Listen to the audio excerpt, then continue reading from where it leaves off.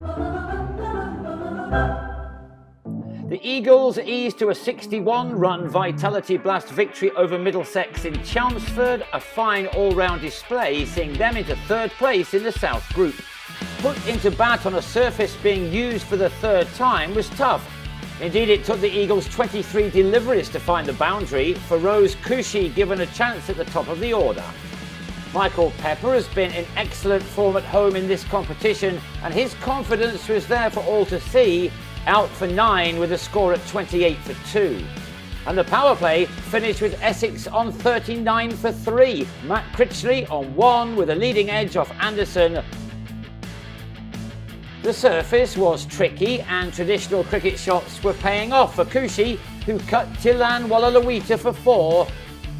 While in the next he decided to go over the top, twice striking green for boundaries in successive deliveries. In what was just his 5th game in T20 cricket, the classy opener was looking good as he took his team to 67 for 3 at the halfway stage of their innings.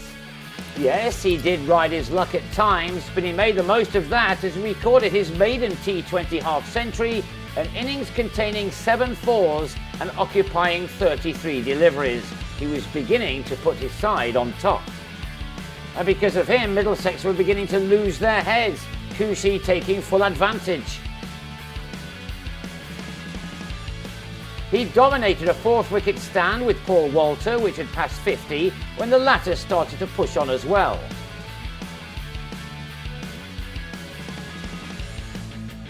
Cushy was now putting on a show, belting green down the ground for his first maximum,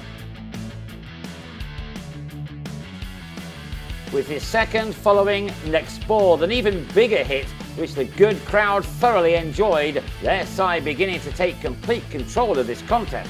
But the fun ended in the same over, Max Holden finally holding on to one to see the back of Cushy for 67, his runs being made from 40 balls. He left with the Eagles on 112 for 4 after 13 overs.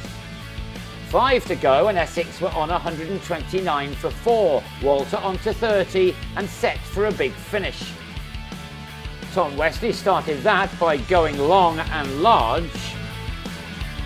Wesley fell in the 17th over for 16, having his stumps disturbed by Anderson just before the Eagles went past 150.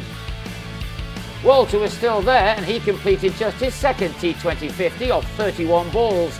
With shots like this, he was eyeing up a final total of 200 plus.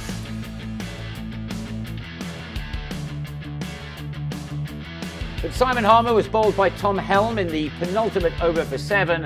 His charges, though, taking the total to 186 for 6 at its conclusion. Walter left unbeaten on 58. The defence of that total started perfectly, with Sam Cooke destroying Stevie Eskenazi's stumps in the first over of the visitors' reply. And Middlesex were 2 down in the second over. Ben Allison using a red ball length to have Max Holden edging to Critchley, both openers out with only 10 runs on the board.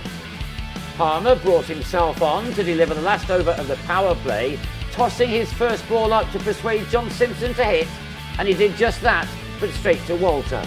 Palmer had been hit for 2 sixes by Cracknell, yet still finished with figures of 1 for 20 from his 4, and that meant Middlesex had to hit out. Luke Holman doing that off Wesley. Critchley finished his spell with figures of 3 for 22. Green stumped by a distance to leave Middlesex on 107 for 7. The leggy then added a catch to his wickets to remove Tom Helm, a second for Cooke.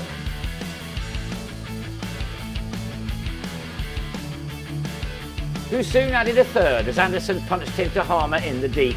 Cooke had 3 for 18 from 3 overs, but he didn't have the opportunity to bowl a fourth as Middlesex were all out for 125, Allison completing the rout with the run out of Walalawita. The victory margin was a more than comfortable 61 runs, another home win having the Eagles into third place in a very tight South Group. They now have a week to wait before they go again, back on home turf against Sussex.